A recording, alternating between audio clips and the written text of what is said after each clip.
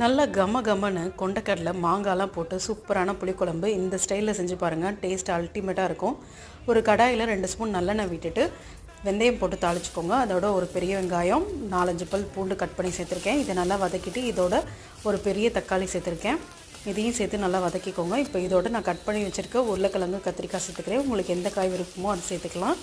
இதை நல்லா வதக்கிட்டு இதோட மஞ்சள்தூள் 1/2 ஸ்பூன், மிளகாத்தூள் 1 ஸ்பூன், மல்லித்தூள் 2 ஸ்பூன் இதெல்லாம் சேர்த்து கொஞ்சமாக தண்ணி சேர்த்து காயை நல்லா வேக வச்சுருங்க. இப்போ குழம்புக்கு தேவையான அளவு உப்பு சேர்த்து இன்னும் கொஞ்சம் தண்ணி சேர்த்து காயை ஃபஸ்ட்டு வேக வச்சிடலாம். ஒரு 5 நிமிஷம் நல்லா கொதிச்சோடனே காய் ஓரளவுக்கு வெந்துடும். இப்போ நான் இதோட மாங்காய் சேர்த்துக்கிறேன். மாங்காய் ஸ்டார்டிங் சேர்த்திங்கன்னா குழஞ்சி போயிடும்.